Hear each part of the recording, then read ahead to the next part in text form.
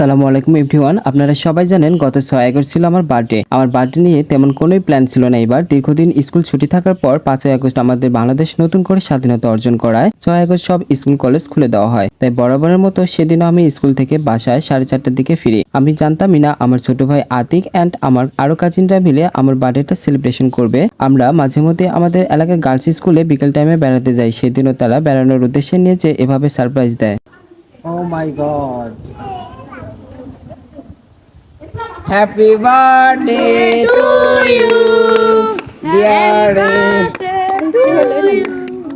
Thank you.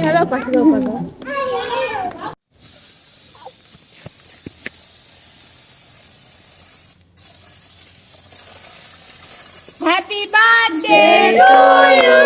আয়োজনটা ছোট হলেও আমি মহা খুশি, কারণ ছোটরা যে আমাকে নিয়ে এতভাবে অ্যান্ড এত প্রায়োরিটি দেয়, আমাকে এত ভালোবাসে, সেটা দেখে আমি সত্যি সারপ্রাইজ। ছোট ভাই বোনদের মাথায় যে এত সুন্দর প্ল্যান বের হবে আমি কল্পনাও করতে পারি নাই। তাদের ভালোবাসা আমি সত্যি বিমোহিত।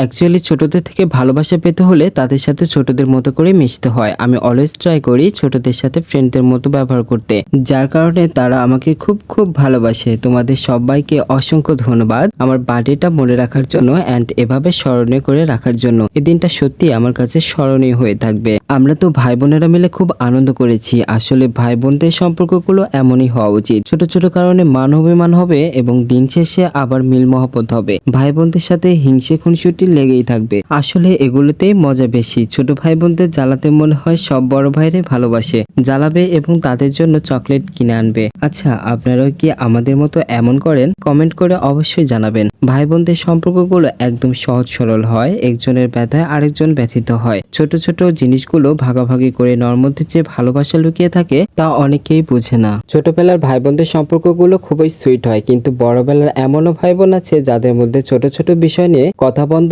একজন আরেকজনের মুখ দেখা দেখি বন্ধ হয়ে যায়। সম্পত্তি ভাগাভাগি নিয়ে দাকুরাল সম্পর্ক সৃষ্টি হয়। আমি বলবো না সব সম্পর্কই এমন, কিছু কিছু সম্পর্ক এমন আছে। তাই বললাম, আমাদের তারামণি কেক খাওয়ার স্টাইলটা দেখে না হেসে পারলাম না। ছোট বাচ্চারা তো আর ক্যামেরার সামনে পোজ দেওয়া বোঝে না, তারা হয় ফুলের মতো সফট। আপনারা কেউ খারাপ ভাবে নেবেন না প্লিজ। এরপরে স্টার্ট করে দিলাম কেক মাখানো।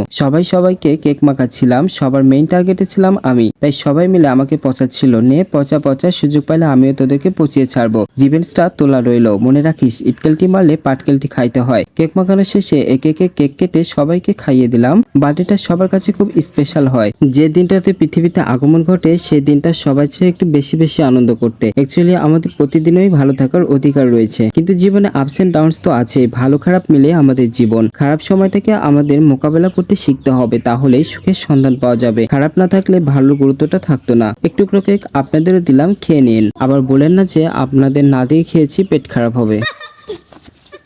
What is this? Oh my God.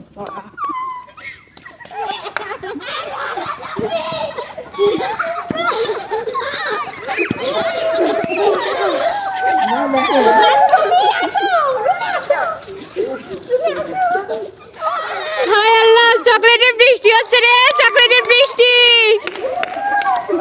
তারা আনন্দ করার জন্য আমার মাথায় পচা ডিম ভেঙে দিয়েছে এবং অনেকগুলো চকলেট গিফট করেছে। ছোটরা যে এভাবে আনন্দ পেয়েছে আমি তাতেই খুশি। দুর্ঘটনাবশত আমার চোখে একটু আঘাত লাগে, ব্যাপার না, আনন্দটাই বেশি প্রায়োরিটি। দেন আমি তাদের তাড়া করছিলাম পচা ডিম তাদেরও মাখিয়ে দেওয়ার জন্য, কিন্তু তাদের ধরতেই পারছিলাম না। খেয়ে খেয়ে গোলুমুলু হয়ে যাচ্ছি, দিন দিন দৌড়াতেই পারছিলাম না। আর আজকের আনন্দটা এ পর্যন্ত গাইস। নেক্সট আরো আনন্দ নিয়ে প্রেজেন্ট হবো আপনাদের সামনে। সে পর্যন্ত ফলো অ্যান্ড সাবস্ক্রাইব করে পাশে থাকুন।